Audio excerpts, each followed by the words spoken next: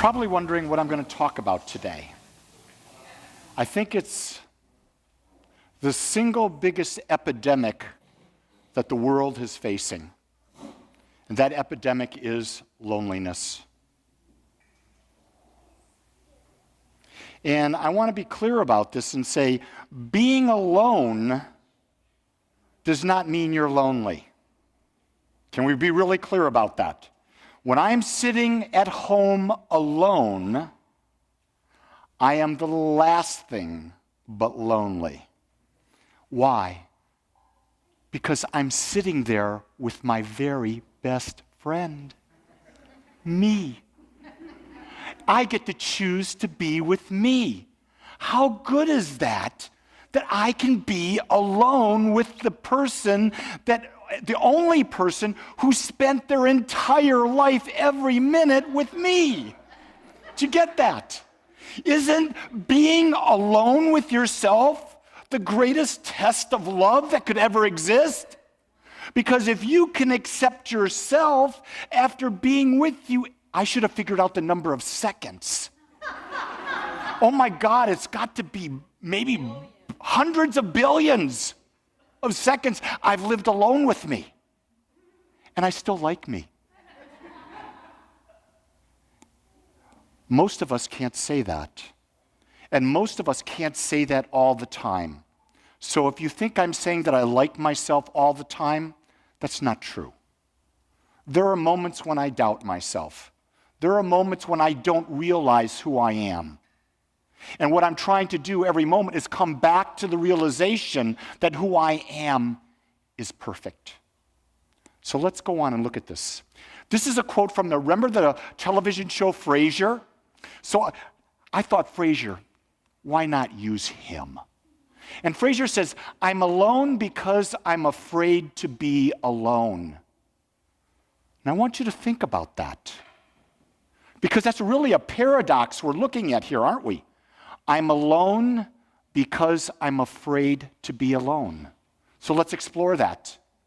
When we make the choice to be alone because we're afraid to be alone, it is because we have a deep inner fear that if we take a chance on love, we might fail and ergo suffer.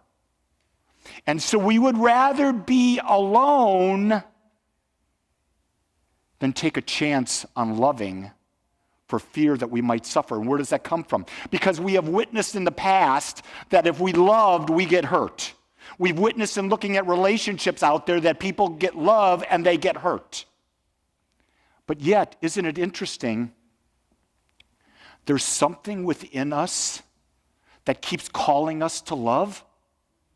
There's something in us that keeps calling us forward to express love, to find love, to be love. We can't run away from it no matter where we are, no matter how much we hide from it. Something inside of us is hoping for it. And when we give up hope for it, we're lonely, aren't we? We're in a dark place. Loneliness is our own self-judgment that we're not enough. And you hear at Agape all the time. I say this all the time. Right now, the core of all we are is whole, perfect, and complete. But our ego causes us to forget that. Our job is to remember. It's to understand, to be re-revealed. Christians would use the term to be reborn. Being reborn means being reborn into a Christ consciousness. A Christ consciousness is the consciousness that is awake to seeing the truth that I am whole, that I am an individualization of the infinite, that I am a perfect expression of life, right as I am. And when I'm reborn into that life, I have life eternal because as I'm born into the infinite, I am eternal. Do you get that?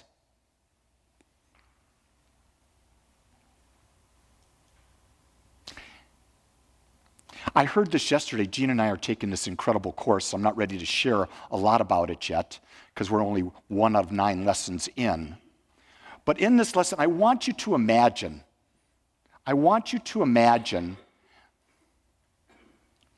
that we're in the future. And I've got you in this special machine. It's like a science machine. And I pushed you into this machine, and I push you. And there's a curtain, and it comes and just covers your head.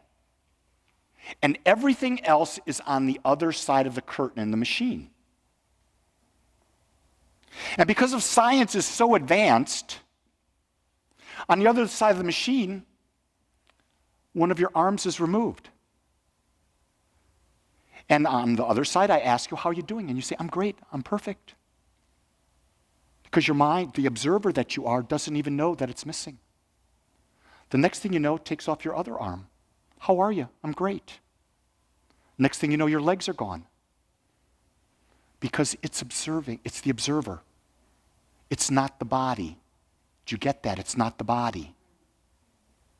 The same thing when you have a service person who's gone over and they lose a leg, they lose an arm.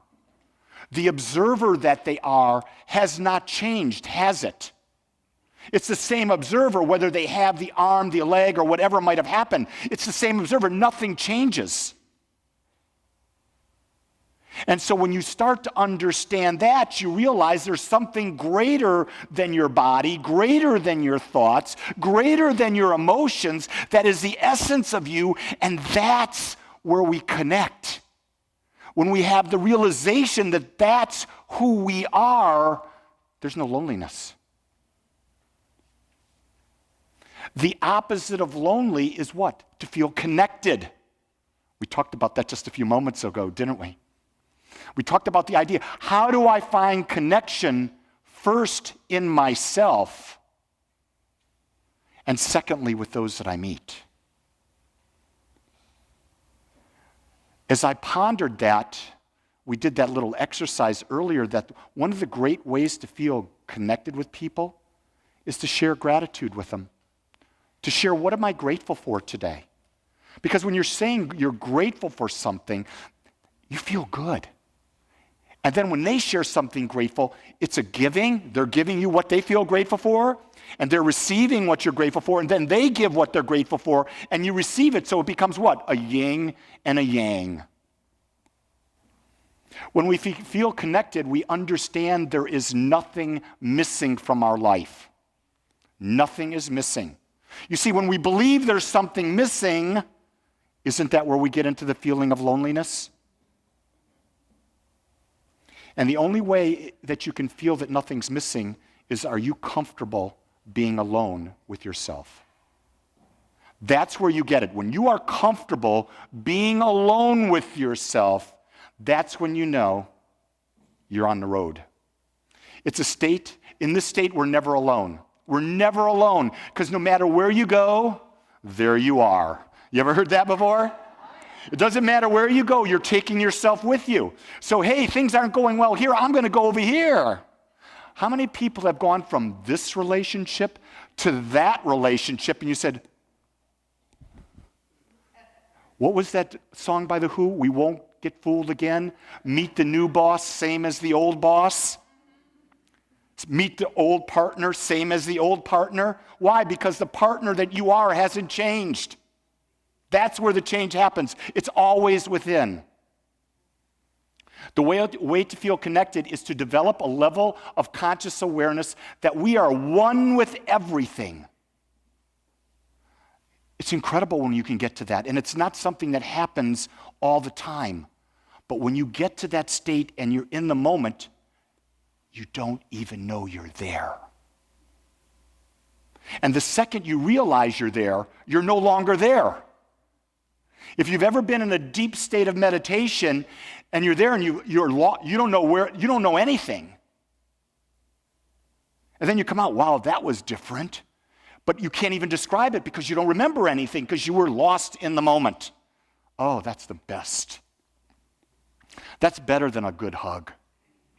Because in that moment, and the reason I say it's better than a good hug is because you are literally being hugged and hugging everything that exists. You're in a state where you're tapped into infinite source and you're recharging. Do you get that? That's what meditation allows us to do. It allows us to still the mind, still the body, still the emotions, and tap in to the inner power where we truly can recharge and not be burned out. In the conference I went to, they have more technology than you can imagine. I heard that the Gateway Church in Southlake costs $91 million. And $18 million was an audio visual.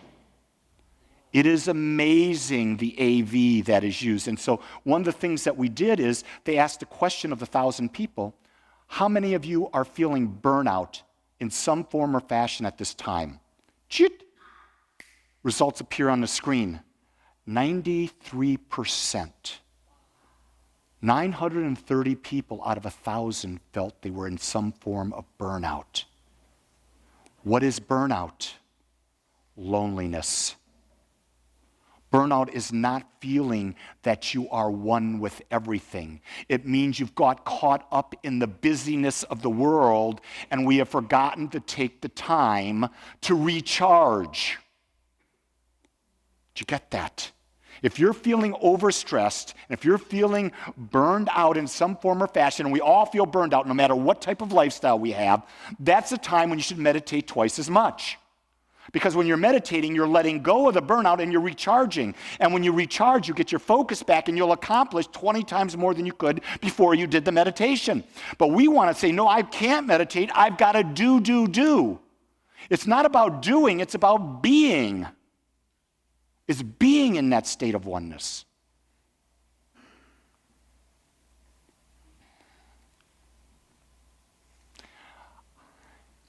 You've heard me say before that who you are, this that you see in front of you is Lee.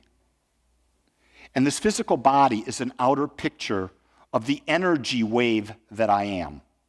Science shows that all I am is energy vibrating at a frequency, and I'm not a form, but I'm a wave of energy. And I move in a wave fashion, okay? And so wherever I go, that wave is there.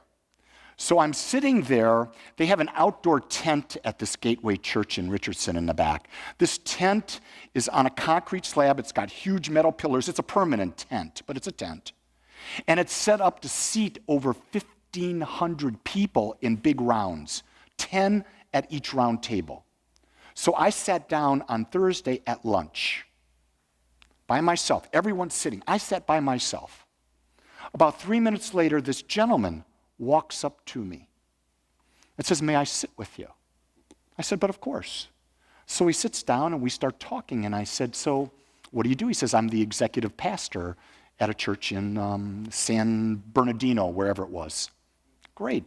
I'm Lee. I'm the senior minister at the Agape Center here in Plano, Texas."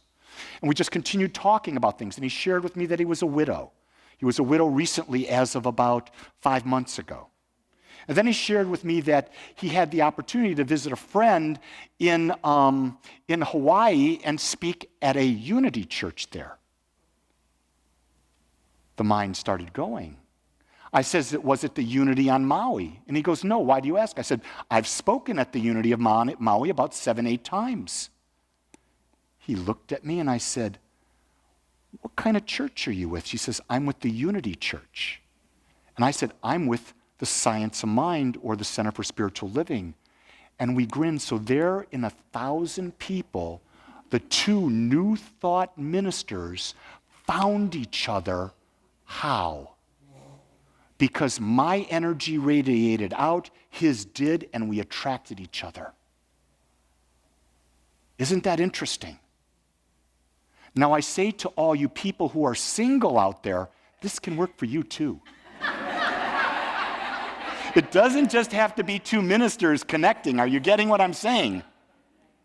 Because lonely means you could be in a relationship surrounded by all these people, but if the wave of energy that you are does not match the energy wave that they are, you are lonely. Have you ever been in a relationship and felt so alone? Yes, the heads are going up. I have many times. And I've been married now 46 plus years, and most of the time I feel connected to Jean. The times I'm not connected to Jean are the times I'm not connected. Did you hear that? It has nothing to do with her. It has everything to do with my energy. And that's one of the hardest things that we teach in religious science at Agape. We teach that we are 100% responsible for the energy that we create, and ergo, that energy we create attracts to us, and ergo, we also teach that the power to change that energy is right where we are right now. And all we have to do is do the work to change that energy. And let me tell you, there is no quick way. It takes time and practice to change the energy that you and I are so that we can become and attract different. That's why when people get divorced and they say, Lee, it's 2 months, I'm ready to date. I say, ooh, we got trouble right here in River City. That starts with T, rhymes with D, that stands for dating. No, I just amused myself. I so love when I do that. I tell people, wait a year. Wait a year because you've got to change who you are. And that takes deep work and commitment. And at first you're going to fight it. And you're going to fight it. And you're going to fight it because you think you're better than that. The more you think you're better than the process, the quicker you're going to burn out. That's one of the key things that I learned about burning out is thinking that something is above you, that you're better than that, rather. That it's not going to affect you. It can, but you've got to do the work not to. So where do I want to go with this? I'm going to be gentle with you. Because a lot of you don't meditate on a regular basis. I'm going to simply ask that you give me 5 minutes in the morning and 5 minutes at night. I'm going to ask that you sit in a chair with your back straight, your eyes closed, and to just sit in the silence. If a thought comes in, that's okay. You can get a timer. Get Insight Timer. It's an app you can get on your phone. It's a meditation app. There's guided meditations. You can do those another time. I'm not telling you to do guided meditations. I'm telling you to do silent meditations. Set the app for 5 minutes, and a gong will go off. And you sit there for 5 minutes. What you're doing is you're connecting your power, your will to say, I'm going to control my ego. The observer in me is now taking charge. I'm reclaiming my power. If you do that for a month, you can increase it to 6 minutes the next month. Now you're on your way. By the end of the year, you'll be up to 20 minutes twice a day. And when you do that, you have a meditation practice that you can live with the rest of your life. Because what I've come to understand is guided meditation is wonderful. It relaxes us. The true getting to know that inner being, that observer, is when we sit still and we listen to that little voice that says, be still and know that I am. I am. I am you.